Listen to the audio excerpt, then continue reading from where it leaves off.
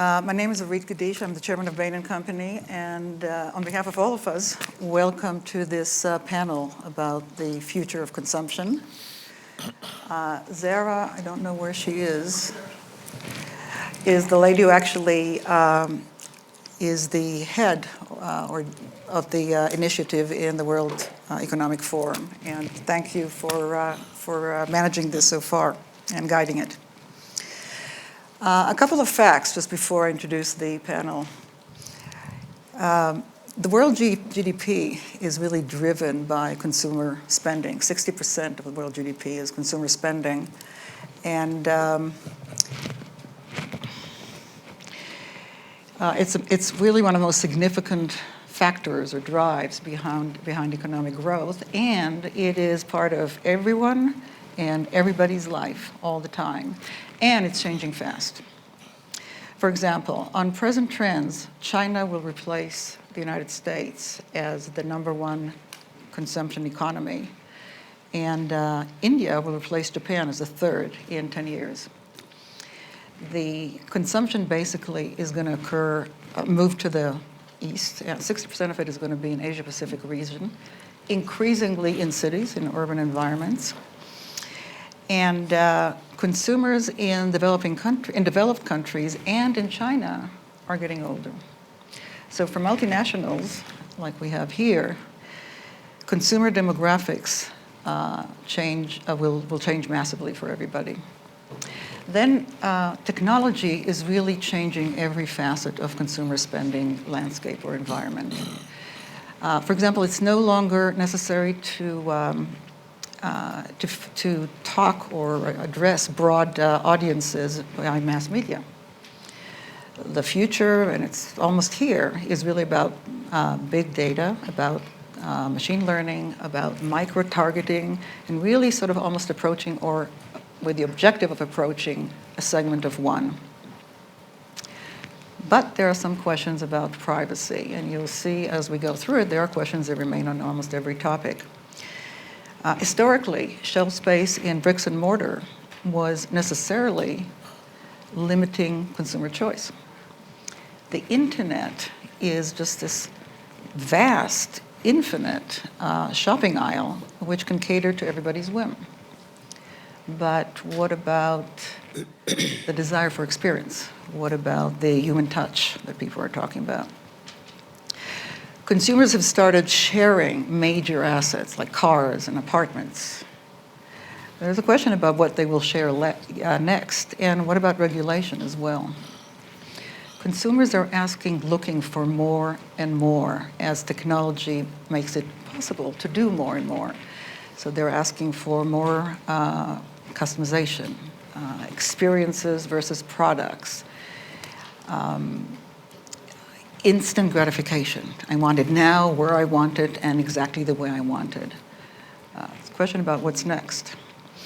And social environmental issues are becoming more and more important. Sustainability, traceability.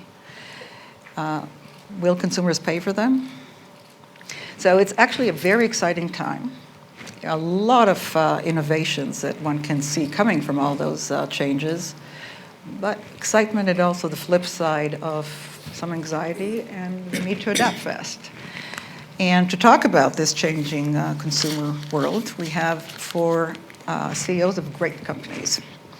So Alan Jope is the CEO of Unilever, one of the world's biggest consumer good companies. It's ranked for the 8th year in a row as a top global corporate sustainability leader.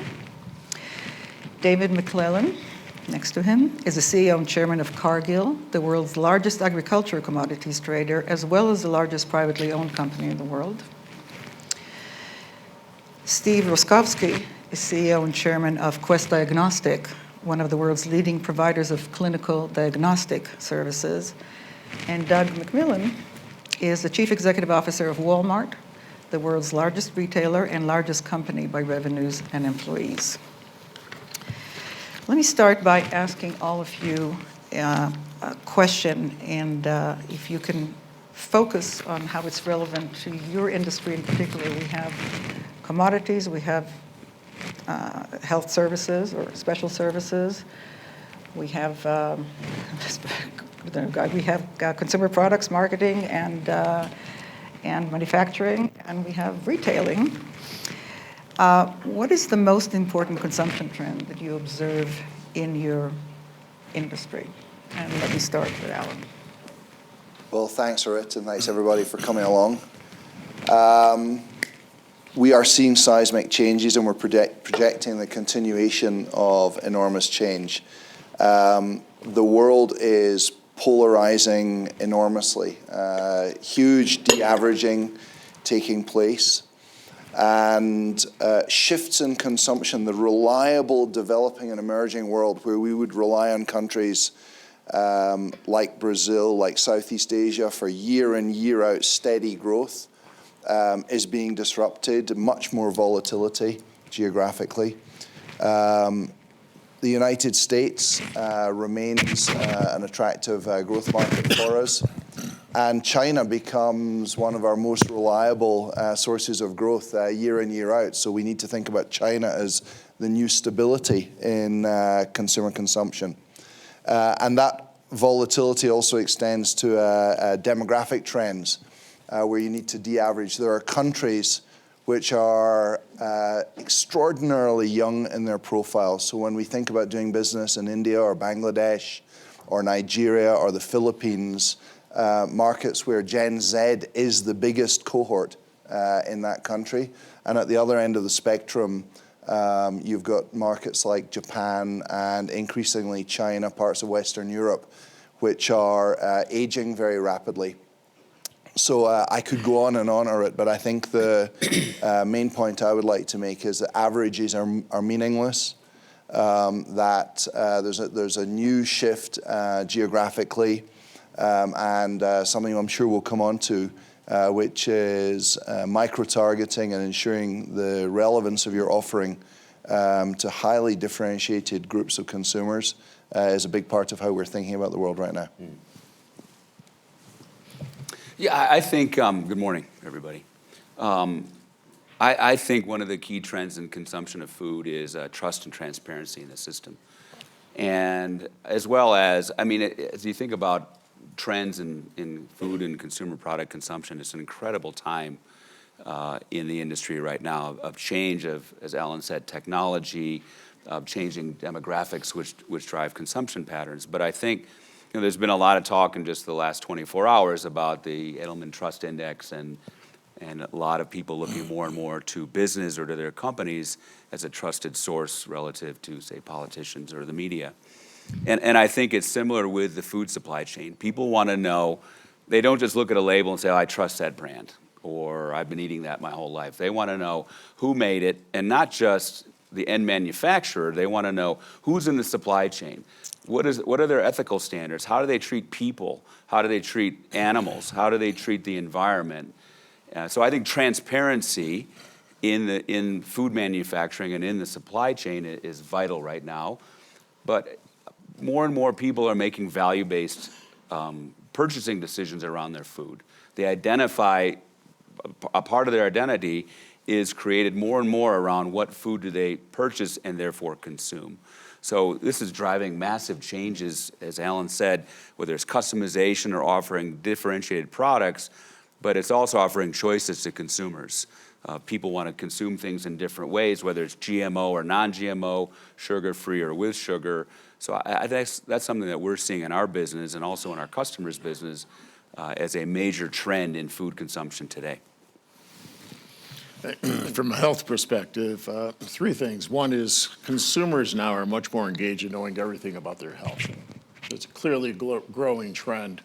Want to know more about their basic laboratory values that we provide at our company, also their genetic predisposition, and that interest continues to grow. Second is they want to manage their own data.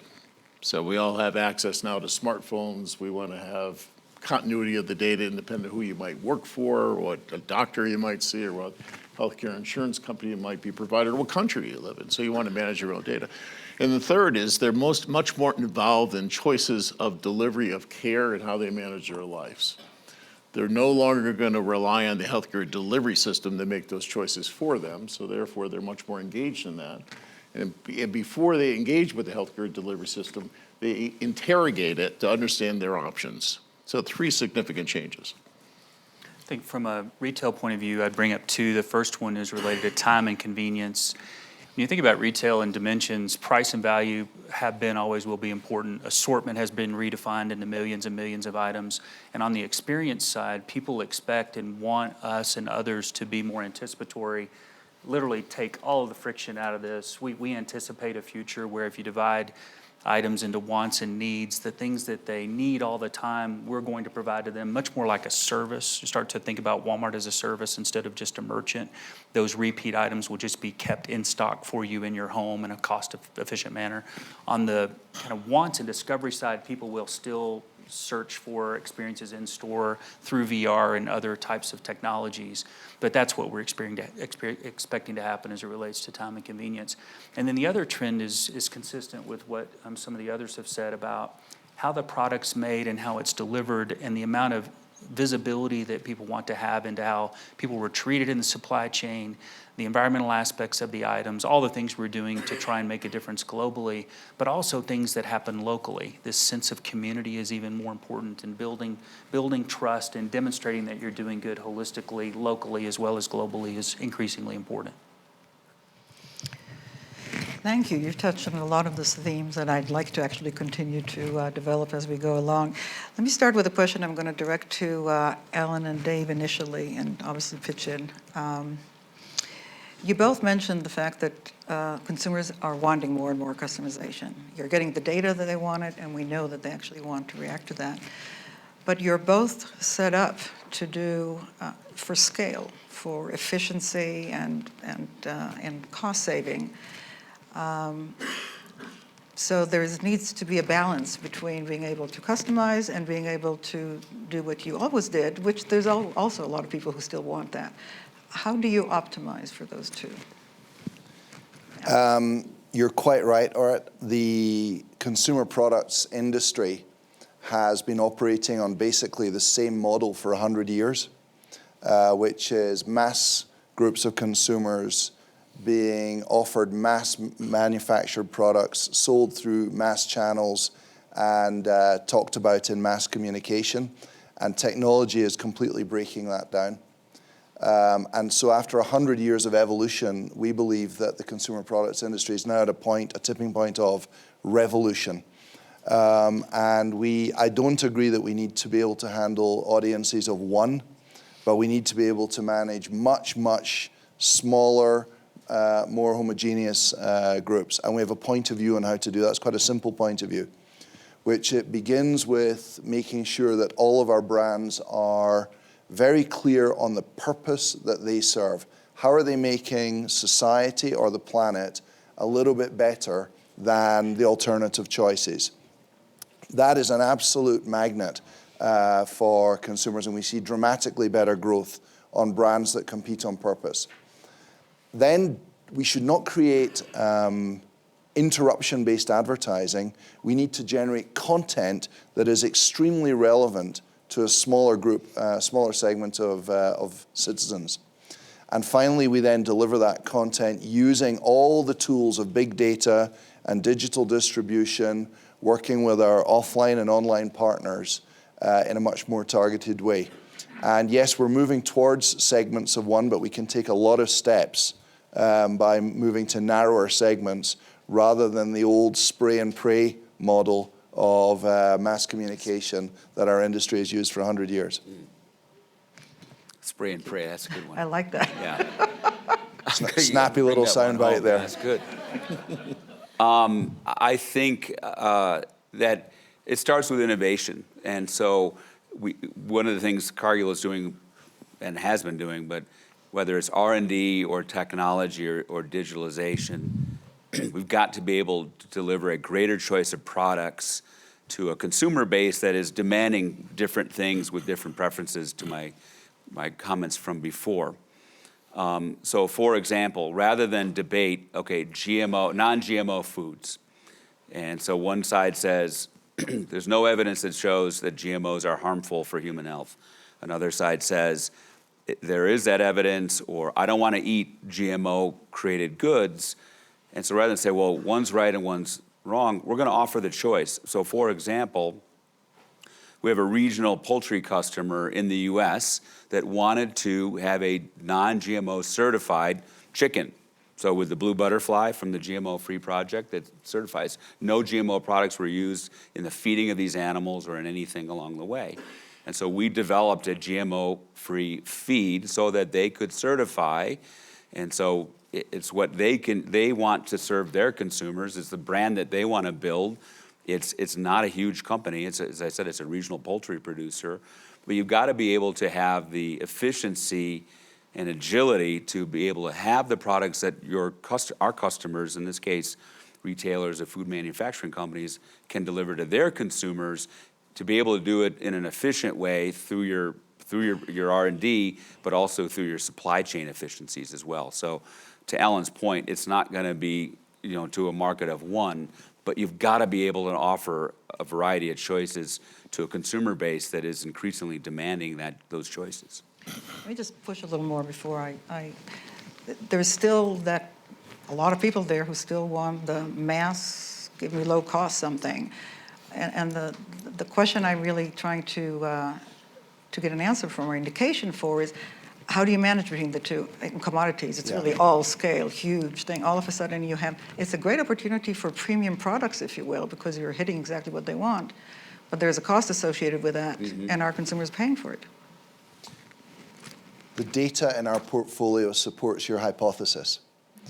Our biggest, best, most purposeful brands operating at scale of billions and operating in dozens and dozens of countries around the world, when they're positioned on purpose and therefore remain extremely relevant, are performing excellently. There is a role for big brands so long as they stay relevant at scale.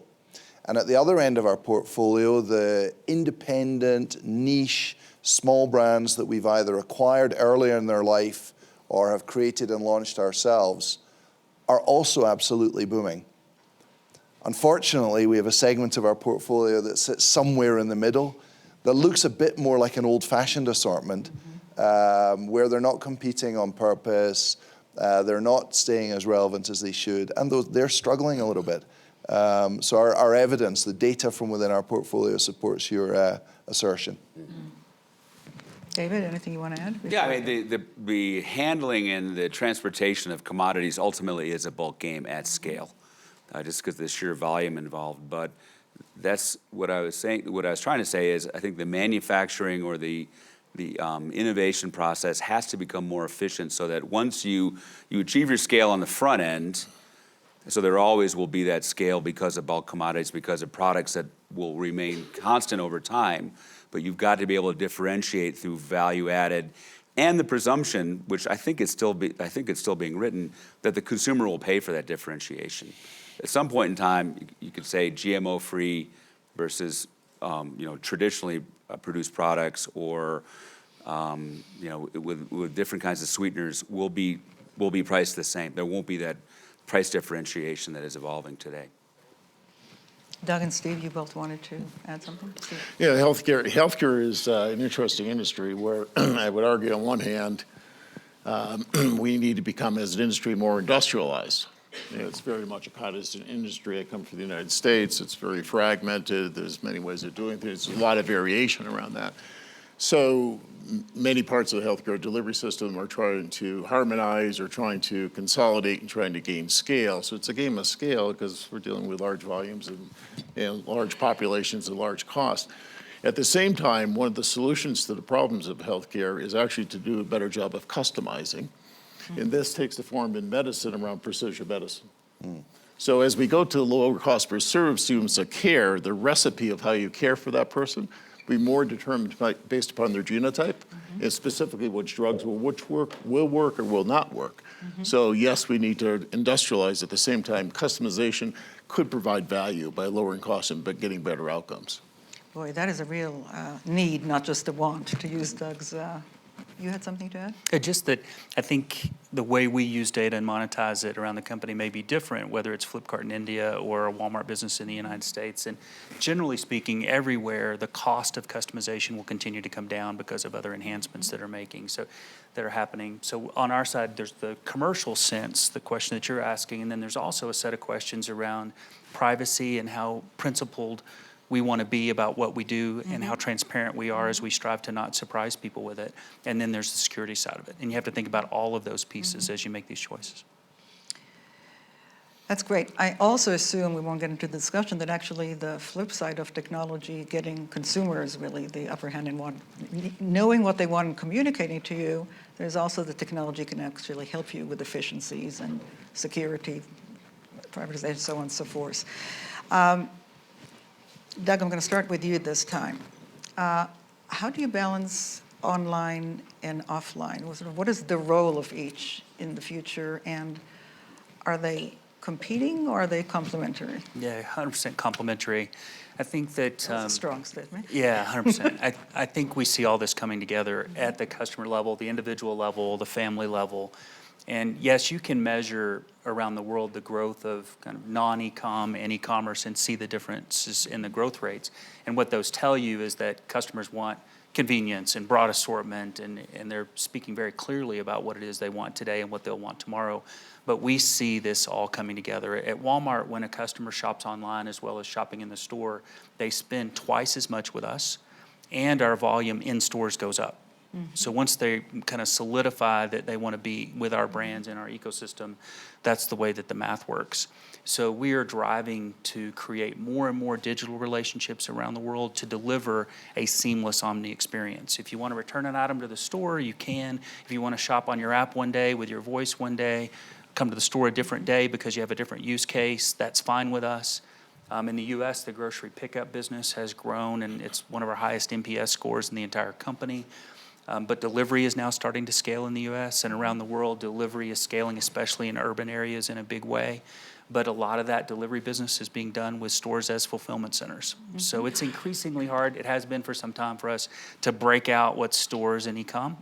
I think the way for us to think about this and the way we're starting to think about it today is just customer backwards and serving them, building that relationship, and then how we fulfill it or serve against it, we're indifferent. Is there something about the experience? People talk about experience versus products. We want to see how my bread is baked as opposed to buy one. Is this jazzing up? Is it sort of a plus that you have stores to do it in? Yeah, I think it is kind of all the above. If you can smell fresh bread and have a great conversation with another customer or an associate being in that store and having that experience, I think is important. Health is important as it relates to being local. You can present your brand in the way that you want to present it so that they have some idea digitally about what you stand for. Judith McKenna's here today. She leads our business internationally and in China.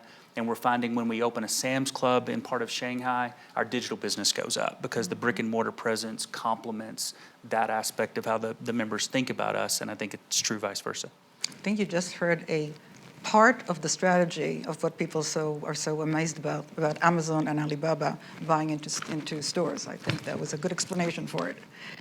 Steve, you actually have the two of you have a joint venture, basically. It must be a reason that you're doing this as well, as opposed to just I think healthcare is a great example where people want both. There's a portion of healthcare delivery that you have to have physical presence. In our business, we draw a lot of specimens, we draw blood, and then we do this typically in a patient service center. And you like to have those patient service centers in convenient retail locations. And so for us, we're developing a joint venture where we have some of our patient service center in Doug's stores. And that provides the opportunity for that patient, and in this case, a consumer, to walk in those stores, have their blood drawn. At the same time, we'll give them a page where they walk the stores, they have the convenience of that, they come back into our center. But also we're conceiving the ability for us to start to manage a portion of the population that have considerable chronic diseases. And where, yes, we can touch some of those people with telehealth applications, so remotely, but we physically need to have their presence to check on their meds that they're taking, take their weight, take their blood pressure. So you need to have that physical presence. And what better place to provide health care than the place they already go? That was a plug for you. And retail at Walmart is a great example of where we could get access to those lights physically, in addition to those those digital opportunities we have in the future. Would you like to add anything? You obviously sell It yourself. would make your job easier if you would get some spicy disagreement in the panel. But I'm afraid I'm not going to be able to help because I'm in violent agreement with Doug that online and offline are completely complementary. The way it's impacting us is understanding what we call the shopper journey is becoming impossibly complex. So are people using online to choose and offline to buy? Or are they using offline as the showroom and buying online? Yes, all of the above, and many more complex pathways to purchase. And it's becoming so complex that human beings can't manage it. So we're requiring to rapidly ramp up our use of machine learning, artificial intelligence, and big data in our company to understand the integration across online and offline. And that means we need radically new skills in our organization. And so this interaction between online and offline is not just a channel change, it's a whole business system change that requires new people, new skills. And maybe it's nice to see a better gender representation in the room, but the room doesn't represent the future of consumption. It's insufficiently Asian. And the best example of what I'm describing is happening in China. China's where we see the absolute smashing together of on and offline and the emergence of whole new business, exciting new business models. That actually leads me to a next question, which actually has a lot to do with China and India, which is, as I mentioned before, and you mentioned now, sort of consumption is moving towards. But the consumers are different, the way they deal with technology is different.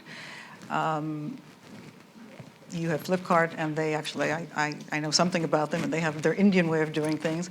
And I'm interested in sort of how do you change to deal with China and India, but I'm particularly interested in China because of what Alan just mentioned, with the amount of data that super apps really, which they're called super apps, you can walk in China for 2 days and never get off one app and do everything that you would normally do on and offline. How does that change? How does that? How do you approach these kind of things? How do you take advantage of it? And is there any downside to that? We don't really see it yet quite like that in the West, and there could be question marks if that could be coming because of privacy issues. So Doug, let me start with you, and then Alan, then anybody wants to add. Sure. The way we think about it is there's an ecosystem chessboard by market, by geography, and there is some variance, maybe a lot of variance from market to market as to how we fill that out. Mm-hmm. So that chessboard looks like a person or a family in the center, the group that we're trying to serve, or the individual we're trying to serve, outlined by data and humanity, the human contact that we have with them. And then around the edges are shopping, first party, third party, marketplace, health and wellness, and other components of someone's life, entertainment, last mile delivery, things like that. And in some markets, because of our position or our capabilities, our desire, we invest to be primary in that relationship. We want to have that capability or that asset. But in other markets, for a number of reasons, either we don't think we have the capabilities, we don't have the capital to stretch that far, we'll partner.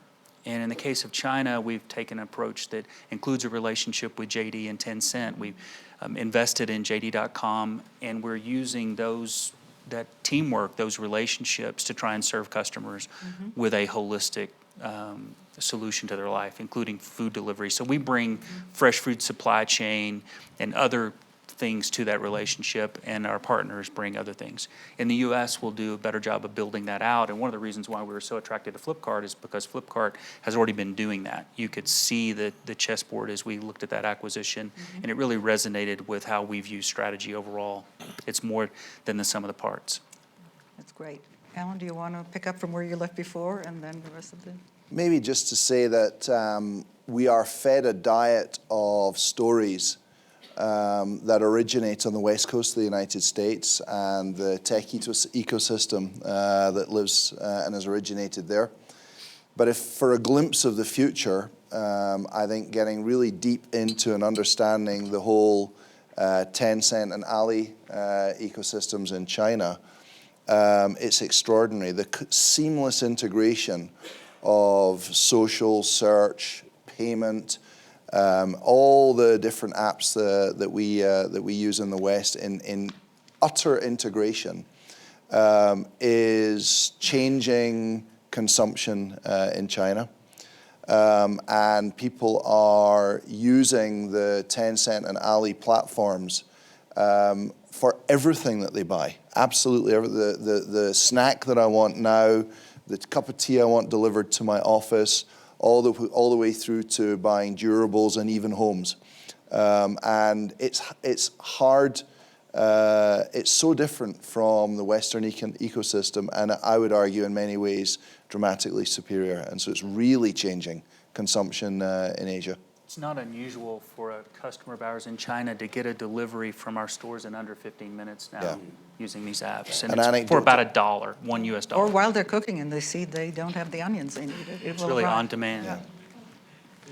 Just a question before I move on.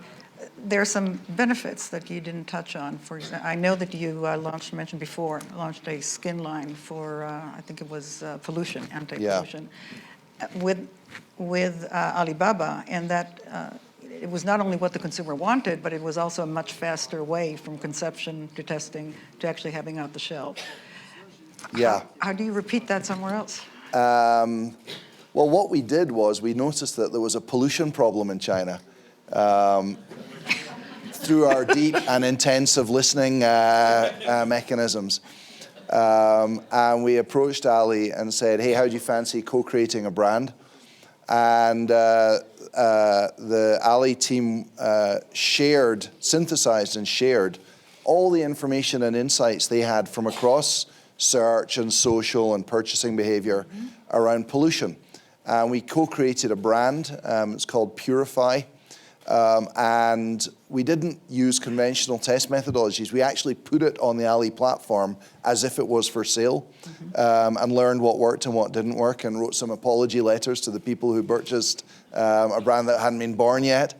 We just launched it. We'll see how it goes, but it's the type of quick and interesting experiment that we want to do more and more of, all rooted in data. All rooted in love and insight around our consumers and shoppers.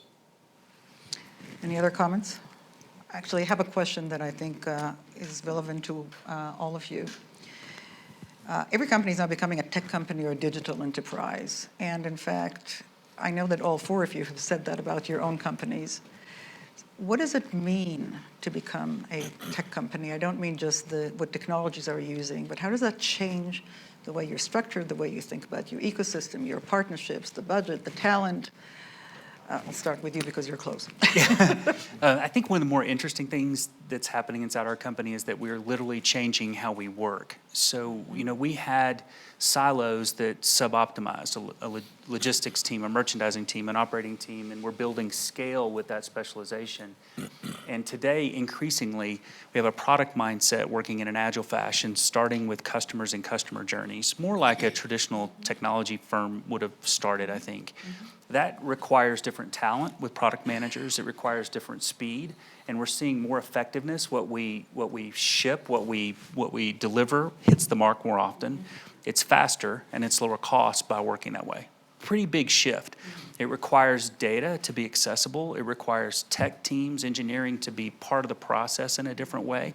You don't just lob things over at the people that lead the business and say, I hope that tool I built for you works. And the business people don't just say to the tech people, here's what I want, build it for me. It's more of a collaborative process. We're still, early in that journey. Parts of our business are running that way. Parts of our business are not yet there. It's more challenging at scale.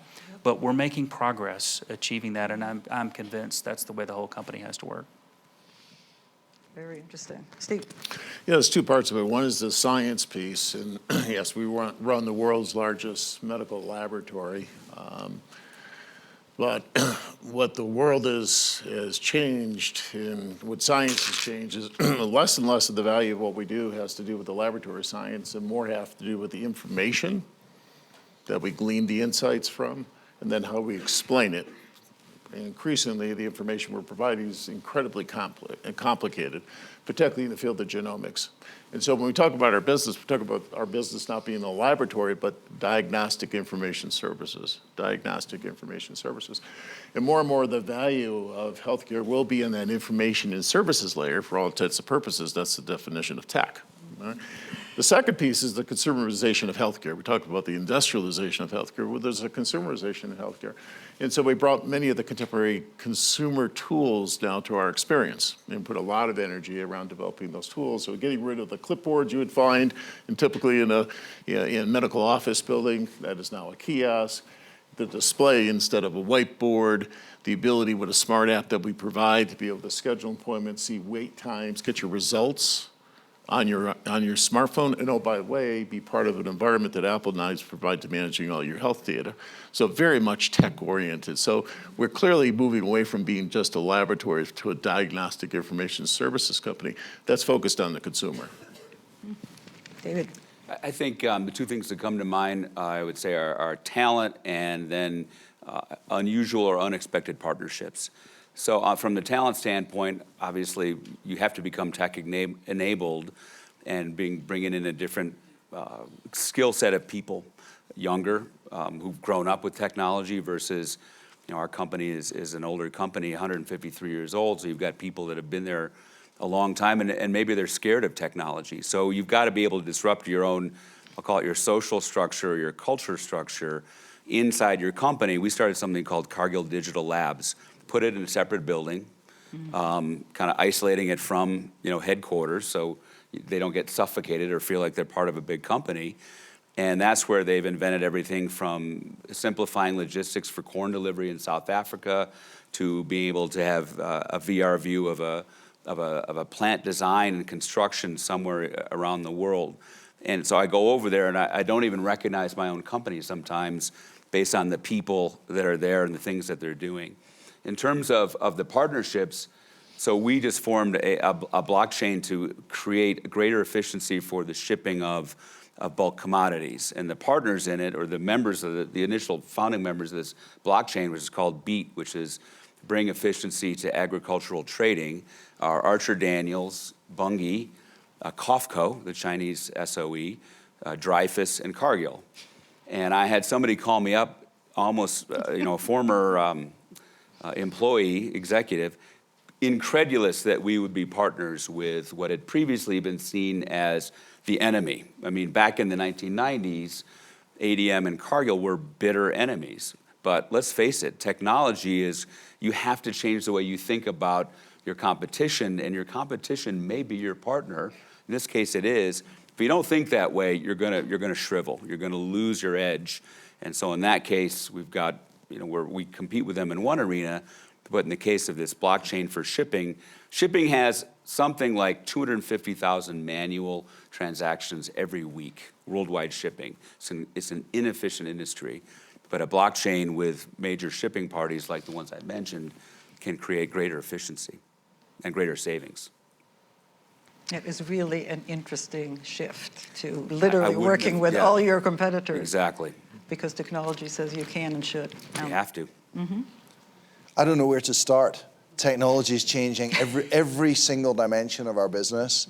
I suppose we would be pigeonholed as the consumer products company, and so the instinct would be to talk about is changing our marketing. But actually, the more profound changes are happening in our supply chain, in how we interface with and serve our customers, and being as how our extraordinarily innovative and future-facing Chief HR Officer, Lena's in the audience, maybe I should talk about how it's changing the way we interface our people. And all of our people processes are becoming digitized. We recently introduced across the company something called, a woman called Una, who's now becoming our first port of call for all people-related questions. Una is a bot and is sadly dramatically preferred to senior management to talk to. A glimpse of the future. So I can tell you, the digital transformation of the world is impacting every single corner and crevice of our company.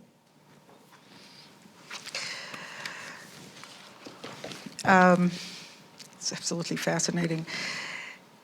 All of you mentioned the importance of transparency and see-through, traceability. Just a very quick question I'm going to ask each one of you. Is it because consumers wanted more and it's just to satisfy curiosity? Is it because it is important for what you do? Is it because it's important when something goes wrong and you can very quickly figure out where it was, which used to take 2 weeks before you could take the lettuce off the shelves? All of the above, sort of, how do you think about it when it's clearly something that is very much needed? Let's start with you again. Yeah, I think the word that comes to mind first is trust. Ultimately, that's our greatest asset. And we have some degree of trust, and we're constantly trying to figure out how to build more. So I think with trust as an objective comes transparency. And there's so much more you can do now because you have so much more data.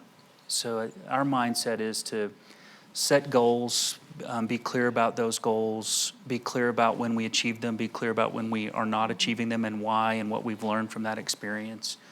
And those goals can be social in nature, they can be environmental in nature, and they can be longer term. We've set some goals that, we didn't know how long it would take us to achieve them. Our big goals are, from an environmental point of view, to be renewable. Today we're about 28% supplied by renewable energy. To eliminate waste, today we're about 78% along the journey of diverting everything from the landfills, 81% in the US. And one of our objectives is to sell more sustainable products and more sustainable packaging. That's an ever-moving target as items are developed and things change from a technology point of view.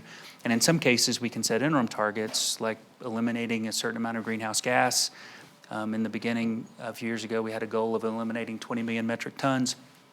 Together with our suppliers, we achieved that. Then we set a bigger goal of getting to a gigaton. 1,000 suppliers have joined that initiative now.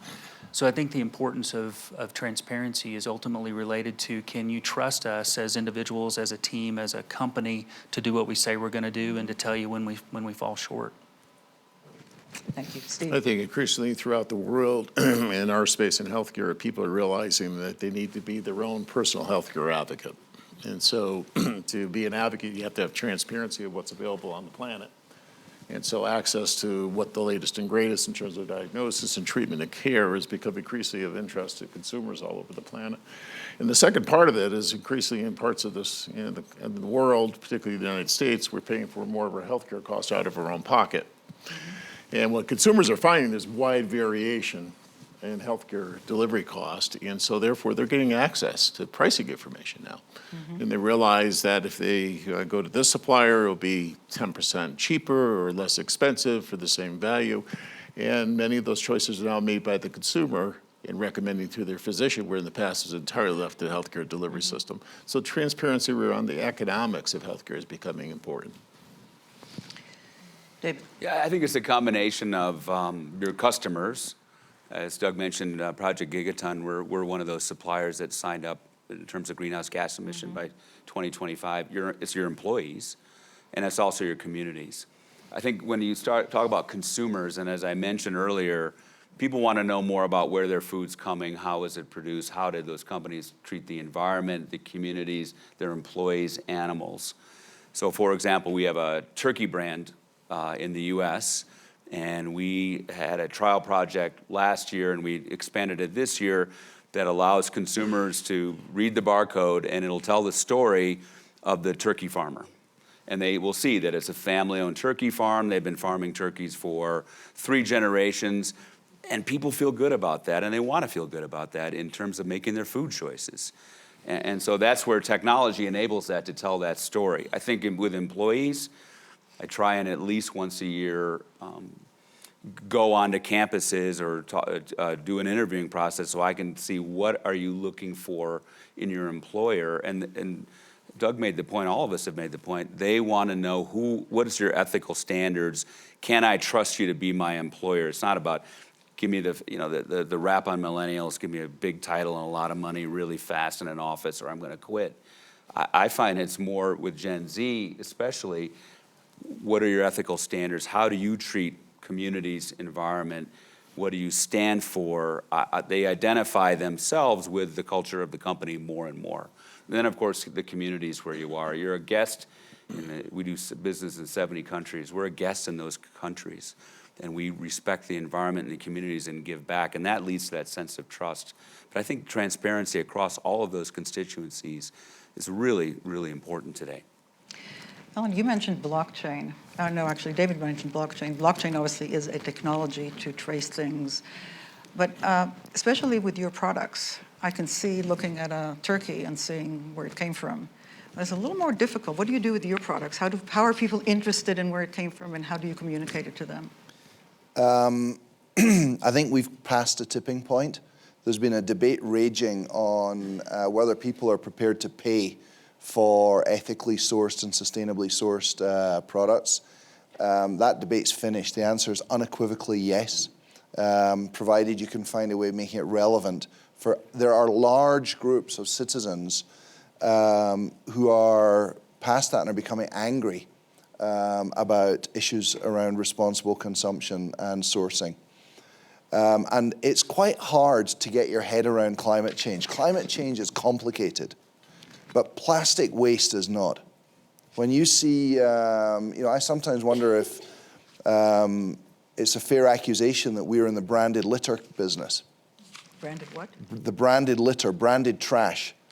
And when 2 years ago at Davos, Unilever was right out in front on making commitments around plastics and circular economy and what we're going to do about it. And I must say, sitting here 2 years later, those obligations seem insufficient and out of date.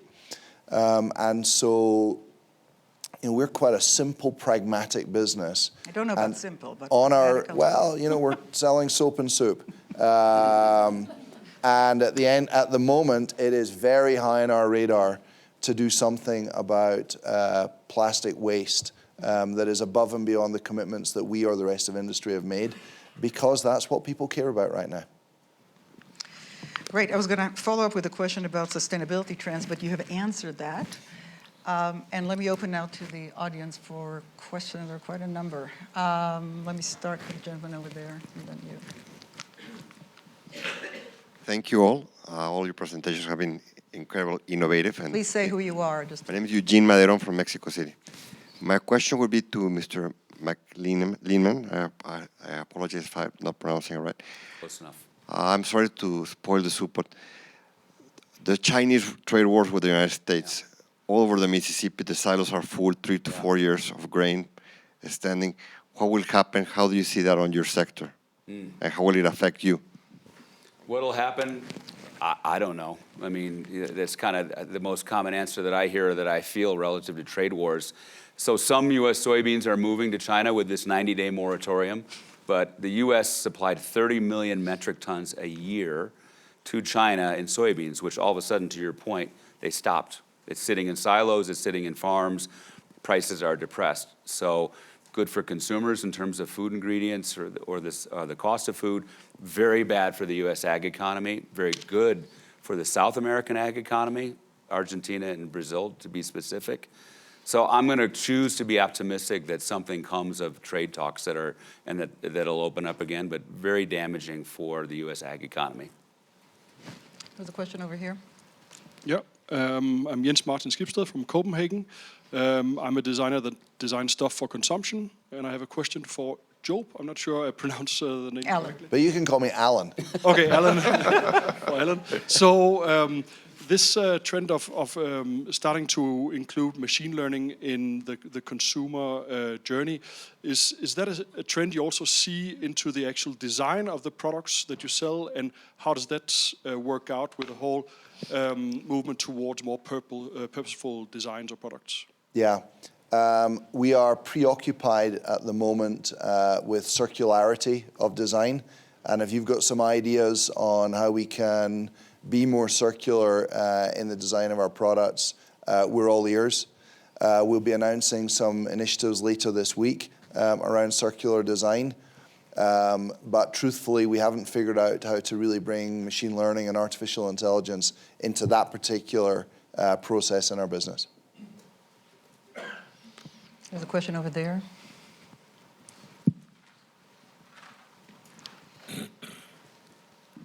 Good morning. I think it's great to see a fantastic panel of companies that are providing products to us all over the world. A simple question on the basics of local sourcing. So all of you talked about the value chain and ethics in that, but now there's regulatory change happening, including from my country. I'm a writer, I'm Pranjal Sharma, a writer from India, where governments are forcing big companies to source locally.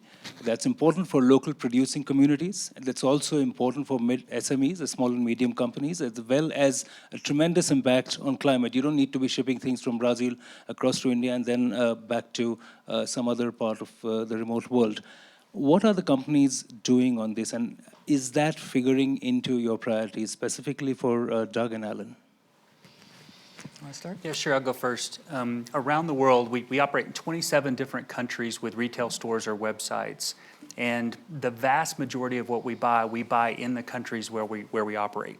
In the US, that number of what we sell is about 2/3. In our international markets, it's typically much higher because the mix of products is food and consumable in nature, and it's, from a market point of view, much more economical to buy locally. You get less lead time. The people that shop around those stores have jobs, so we have incentives to do so.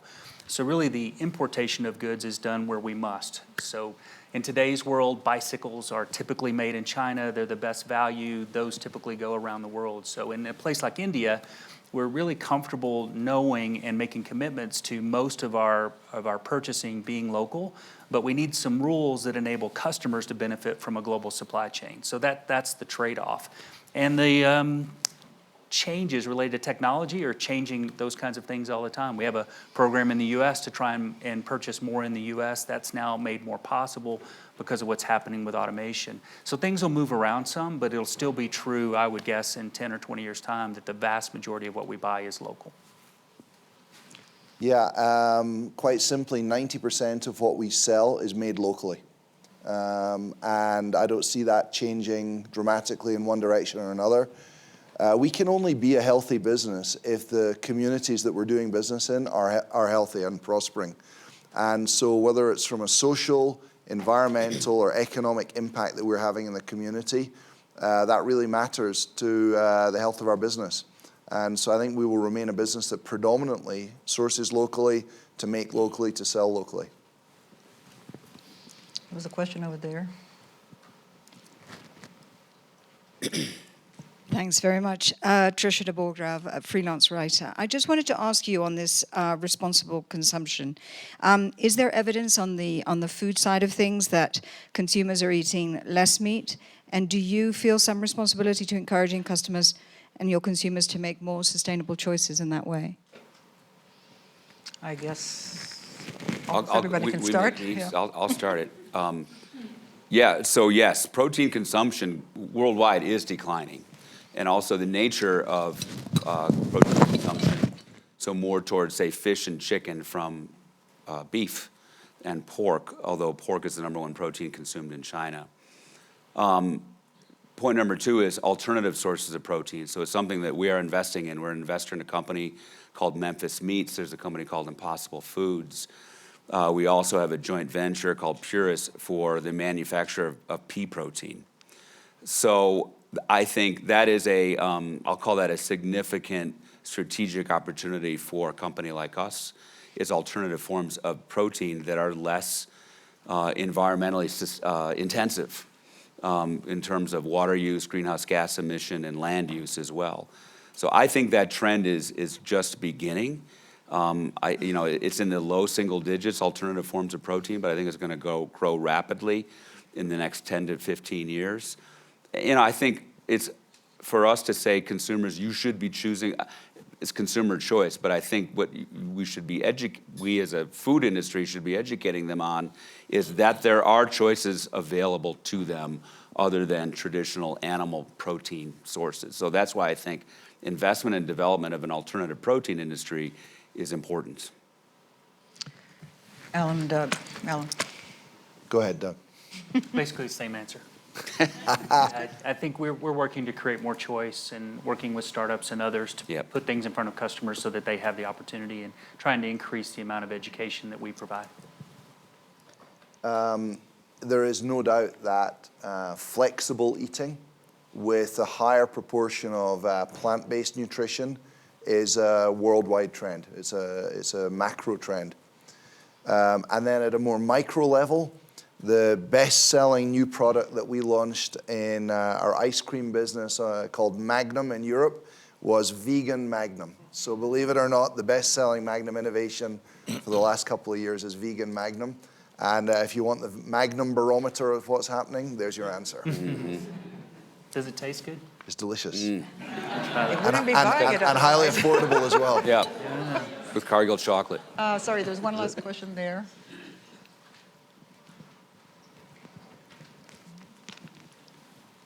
Nelson Cunningham, McClarty Associates in Washington. Fascinating discussion about how consumption is being so driven by data. You touched on this, I think, or read in your opening, the word privacy. The question is, who does this data really belong to? I was struck, Alan, you mentioned that in China, Tencent and Alibaba are way ahead of the rest of the world. Is this because everybody just acknowledges, gee, consumers don't have any right to the data, so everybody can scrape the data, use it the way they want to, and they are hyper efficient about it? Is that the vision? My question is, what is the vision that you all have for building bonds with your customers that also respect that data, that the data originates with them? Sure. Thank you. Any volunteers? Sure. So in our business, we're providing laboratory testing for millions of people every year, and we see about roughly 1/2 of adult Americans in the course of 3 years. So it affords us an incredible insight into the health of a population. We keep that data for over a decade, so we have over 40 billion data points. So what we realize, it's helpful to use that data, and a good place to use that data is with clinical trials. And so what we do is, yes, the patient is seeing us, and so we're a provider, but we actually engage with a patient specific to a clinical trial and using that content in designing a more effective clinical trial, but we get the patient's or the consumer's consent on use of that data and interest that they will have and potentially participating in that clinical trial. But the hope here is with more specificity, more insight into getting at those people that could be more useful in the trial, it'll shorten drug discovery and increase the speed that we can bring new drugs to the marketplace. So patient consent to us is quite important. I'm going to make an executive decision as a moderator. We've run out of time and I have to summarize it. And we could talk about it for a whole other hour, frankly. Thank you for your questions. Let me just, this is almost impossible to summarize in 50 seconds what was said. But we had headlines from all our speakers that summarize it. We heard that, the average is completely meaningless. We heard that there's a new distinction, new segmentation between needs and wants, which is different than the old segmentation. There are changes in the way companies think about their competitors. There are changes in the way companies think about the talent that they are hiring and should be hiring. We heard quite a bit about the shopper's journey from different perspectives. We heard about the ecosystem of chessboards, which I liked. We heard that spray and pray is out. And we heard that vegan ice cream that tastes good is in. Please join me to thank our great panel.